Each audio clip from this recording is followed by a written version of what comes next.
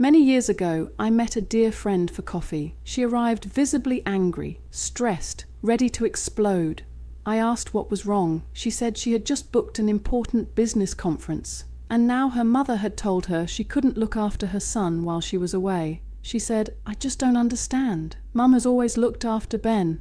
I'm getting the feeling it isn't that she can't, it's that she won't." We didn't leave things on great terms. I told her that if she wanted to understand why this was happening, she first needed to change her perspective. I asked her to imagine two things. First, imagine there is no mother, no separate person, only Susan having a conversation with herself. Second, imagine this whole situation is simply her own energy field trying to show her that something has drifted slightly off course. I explained that our energy field is completely objective. It doesn't judge. It simply reflects the instructions we've been giving it. And somewhere, there was a mismatch. So I started asking questions, not about the babysitting, but about what had happened before the babysitting, because resistance is rarely created by the event itself. It's created by something happening inside us first. Eventually, I asked one question that changed everything.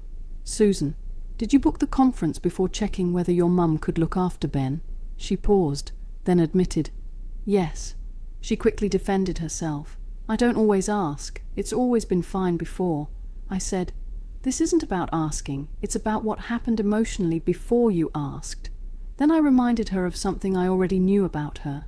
"Susan, from everything I've seen over the years, being a mother is the most important role in your life." Without hesitation, she said, "Absolutely." I explained that her behavior had consistently shown her nervous system that caring for Ben was her highest value. But this time, without realizing it, she had acted as though the conference came first. She hadn't paused long enough to connect with the feeling of protecting what mattered most. The conference wasn't the problem. The order of her values was. Immediately, she became irritated. "Are you saying I can't have a career and be a good mother?" I smiled. "Of course not. Your energy field isn't judging you, it's simply acting like a GPS. When your actions drift away from your deepest values, it gently tries to bring you back." I told her she could travel the world, build an incredible career. None of this meant she was a bad mother. Life was simply asking a question. Have your priorities changed? Or did you momentarily forget what matters most? The message wasn't, "You've done something wrong." The message was, "You skipped an important feeling." Susan sighed, still frustrated, and asked, "So what should I have done?" I said, "Before accepting the conference, simply pause. Take a moment. Check with your mum first. Not because she might say no, but because doing that honors your own values. Even if she had been available, your heart would have stayed in alignment. You would have felt like a mother first and a businesswoman second. That tiny emotional adjustment changes everything." Then she asked a great question. "Can I change this now?" "Absolutely. This is your game. You can realign your energy at any time. There is only one condition. You must surrender the outcome. Your mother might still not be available, but something even better may already be trying to unfold. All you need to do is bring yourself back into alignment." She smiled and said, "Tell me exactly what to do." I said, "Call your mum. But before you make the call, change your emotional state. This isn't about convincing her. It isn't about getting what you want. It's about making a genuine apology. And an apology is, in energetic terms, simply saying, 'Could you erase this and replace it with this?'" I suggested she imagined she was speaking to herself, because in many ways, she was. The conversation sounded something like this. "Hi, Mum. I just wanted to say I'm sorry about the way I spoke to you. When you weren't available, I suddenly realized how much I'd taken you for granted. You're the person I trust most with Ben. I know how safe he feels with you. And I suddenly realized that no matter how exciting my work is, none of it matters if I don't first honor what matters most to me. Thank you for always being there. I really appreciate everything you've done for us. And it's because of you that I've been allowed to have it all."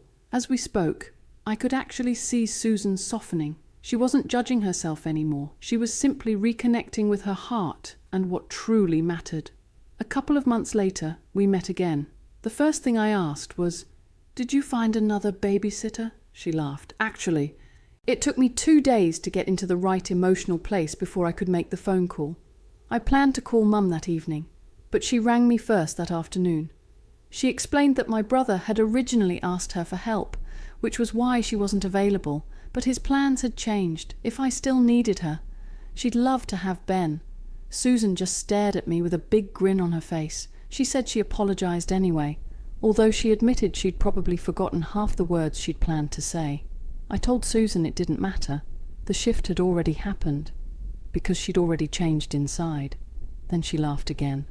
The funniest part was, her mother had absolutely no idea what she was apologizing for. She said, "Susan, what are you talking about? I wasn't upset with you." And that's when Susan realized something profound. The biggest argument had never been between her and her mother. It had been happening inside her all along. The takeaway: whenever life triggers frustration, pause before trying to change the situation. Ask yourself, what feeling inside me is asking for attention? Name it. Breathe with it. Allow it. Then ask, have I drifted away from something that truly matters to me? Life isn't trying to punish you. It's constantly helping you return to yourself. Sometimes, all it takes is one small shift in your inner world for the outer world to reorganize itself.